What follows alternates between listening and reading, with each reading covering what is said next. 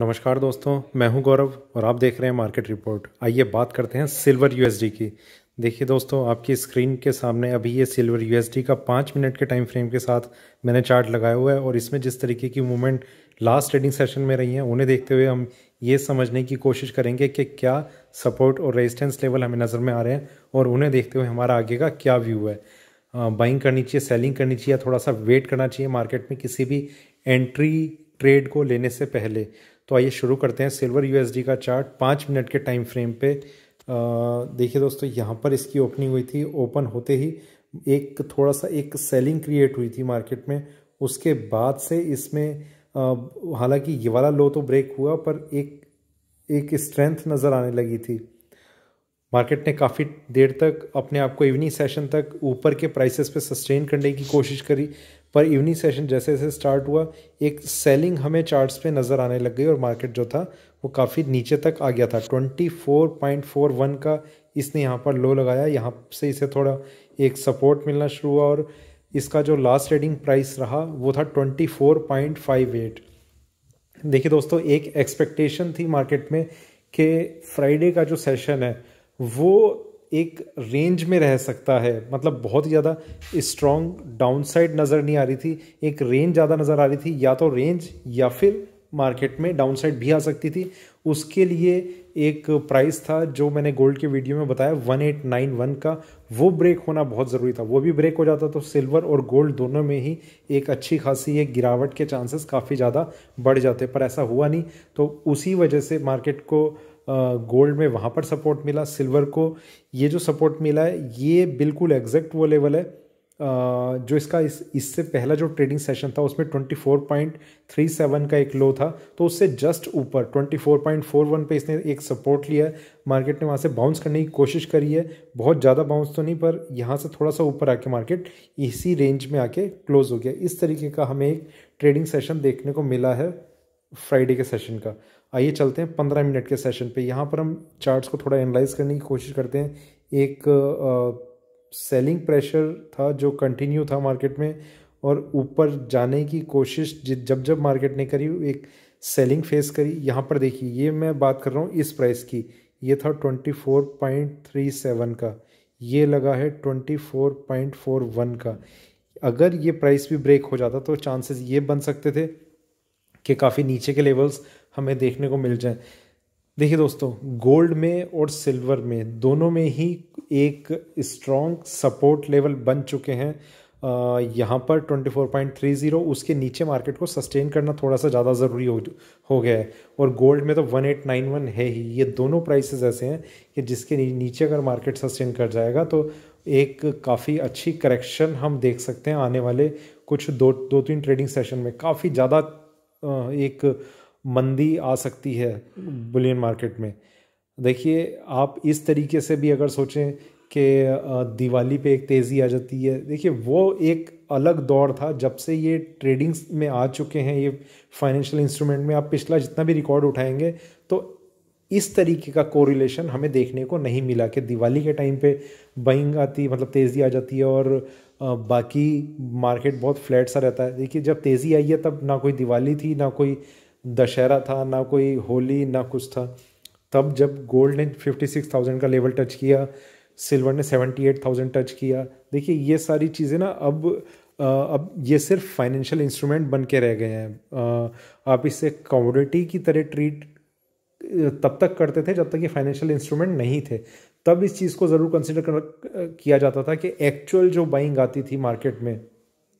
अब gold ETF है, digital gold है, मतलब आपके पास सोना हो ना हो पर आपका बुक ज़रूर रहता है सोना।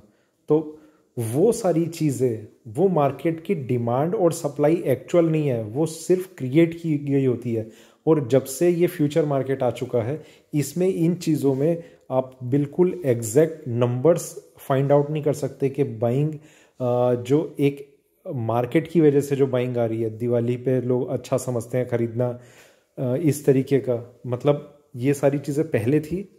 अब ये इनका कोरिलेशन अगर आप बनाने की कोशिश करेंगे तो वो ऐसा नहीं है।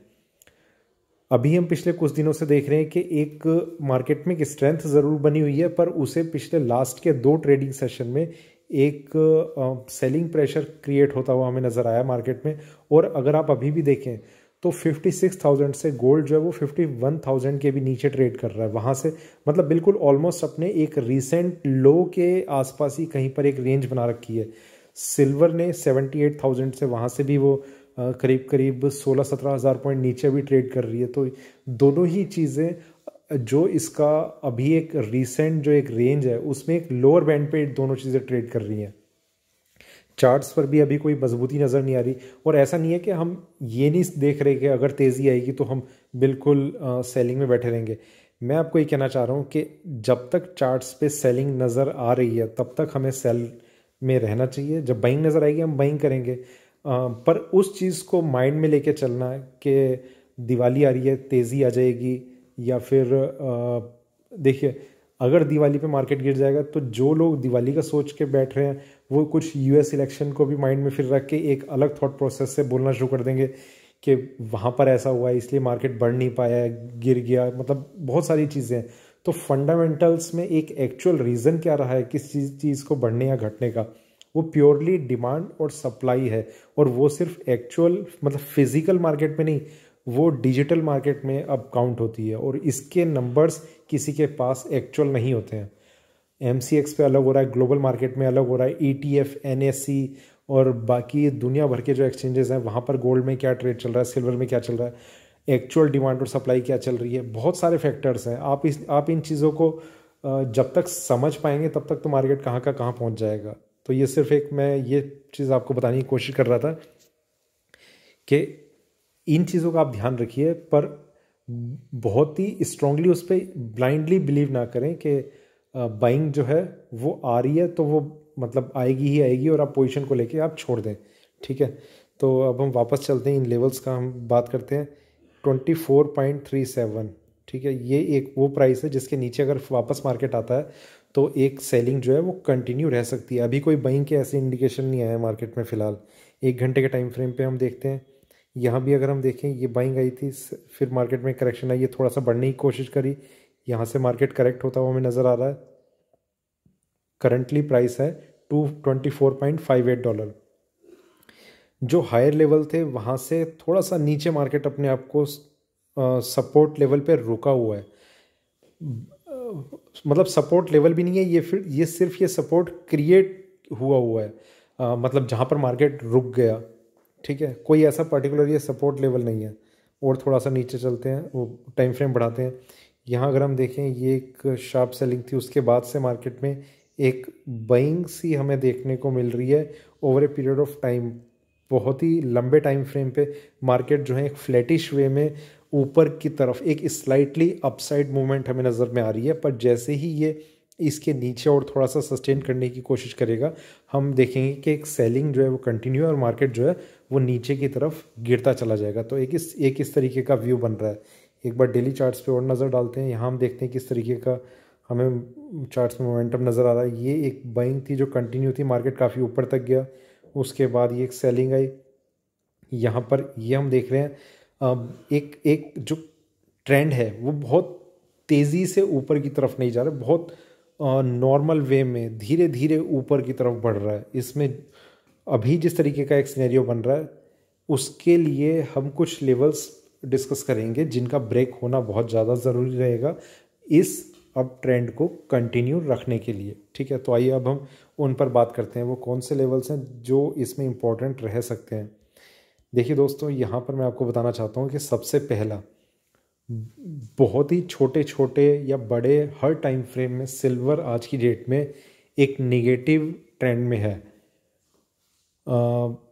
चाहे वो कोई भी टाइम फ्रेम हो, सब में निगेटिव ट्रेंड में है, कहीं पर भी बाइंग नहीं है। आप ये देखेंगे, ये सोच रहे होंगे कि गोल्ड में ऐसा कैसे है कि गोल्ड निगेटिव ट्रेंड में नहीं है और सिल्वर निगेटिव ट्रेंड में है। देखिए सिल्वर निगेटिव ट्रेंड में काफ़ी पहले आ चुकी थी, उसका एक स्टॉप लॉस था, वो ट्रिगर नहीं हुआ था। यहाँ पर इसके ऊपर 2.25.30 का वो ट्रिगर नहीं हुआ और अभी तक ये इसके नीचे ही ट्रेड कर रही है। बहुत ही उस प्राइस को टच किए बिना मार्केट जो है वो नीचे के प्राइसेस पे वापस आने की कोशिश कर रहा है। ठीक है, तो अब कौन कौन से लेवल्स हैं। सबसे पहला 24.77, ये आपके लिए थोड़ा सा इम्पोर्टेंट लेवल है जो आपको सिर्फ मंडे के लिए ध्यान रखना है। मतलब ये अगर ट्रिगर होता भी, वैसे मुझे थोड़ा सा मुश्किल लग रहा है कि शायद ये प्राइस ऊपर में ब्रेक नहीं होगा, ऐसा मुझे इस चीज़ के चांसेस लग रहे हैं। पर अगर ये ब्रेक होता भी है तो ये इतना इंपॉर्टेंट लेवल नहीं है, सिर्फ इंट्राडे में एक स्टॉप लॉस का लेवल है। इससे ऊपर लेवल है 25.04, ये नेक्स्ट प्राइस है। इसका ट्रिगर होना ज़्यादा ज़रूरी रहेगा मार्केट में इसे एक अप ट्रेंड में थोड़ा सा कन्वर्ट करने के लिए। जो सिल्वर में एक स्ट्रेंथ आएगी वो इस प्राइस को ब्रेक करने के बाद आएगी। ये प्राइस अगर ब्रेक हो जाता है तो आपको किसी भी सेलिंग पोजीशन से निकल जाना चाहिए। 25.04 आप ध्यान रखिए इस प्राइस का, ठीक है। जो इम्पोर्टेंट लेवल है सबसे ज़्यादा वो मैंने अभी आपको बताया 25.30। ये प्राइस अगर ब्रेक होता है और सिल्वर इसके ऊपर सस्टेन कर जाती है, ये सबसे ज़्यादा ज़रूरी है। इसके ऊपर अगर सिल्वर सस्टेन कर जाती है, ऐसा नहीं कि प्राइस ऊपर गया और वहाँ पर सिर्फ ट्रिगर किया, इसके ऊपर अगर सस्टेन करती है सिल्वर तो एक तेज़ी जो है वो मार्केट में बन जाएगी और मार्केट जो है वो काफ़ी ऊपर के लेवल्स फिर हमें दिखा सकता है। सस्टेन करने का मतलब ये है कि करीब करीब इसकी क्लोजिंग आप समझिए, इसकी क्लोजिंग जो है डे क्लोजिंग वो 25.30 के ऊपर होनी बहुत ज़्यादा ज़रूरी है। अगर क्लोजिंग इसके ऊपर नहीं होती और मार्केट एक उससे पहले ही एक डाउन साइड का व्यू ले लेता है, मतलब मार्केट गया तो ऊपर पर वहाँ से वापस नीचे आकर यहाँ कहीं क्लोज हो गया, तो वो इस तरीके से कंसिडर नहीं किया जाएगा कि इसमें एक तेज़ी आ गई है। ऊपर जाए एटलीस्ट एक दिन के लिए ये वहाँ पर क्लोजिंग दिखा दे तो जो ट्रेंड है वो ऊपर की तरफ बन जाएगा और हमें काफ़ी ऊपर के लिए भी लेवल फिर देखने को मिल सकते हैं, ठीक है। तो फिलहाल लॉन्ग पोजीशंस बिल्कुल अवॉइड करें जब तक एटलीस्ट 25.04 ब्रेक नहीं होता। अदरवाइज़ जितने भी आप ट्रेड्स लें वो सेलिंग के लें, मार्केट में एक करेक्शन आ सकती है। गोल्ड भी बिल्कुल अपने सपोर्ट प्राइस के आसपास कहीं ट्रेड कर रहा है, सिल्वर भी सपोर्ट के आसपास है, तो एक सेलिंग प्रेशर क्रिएट होने के बहुत ज़्यादा चांसेस हैं। तो ये था मेरा सिल्वर यूएसडी पे अभी का वीडियो अच्छा लगे तो लाइक करें, शेयर करें, बने रहें मेरे साथ, देखते रहिए मार्केट रिपोर्ट। धन्यवाद।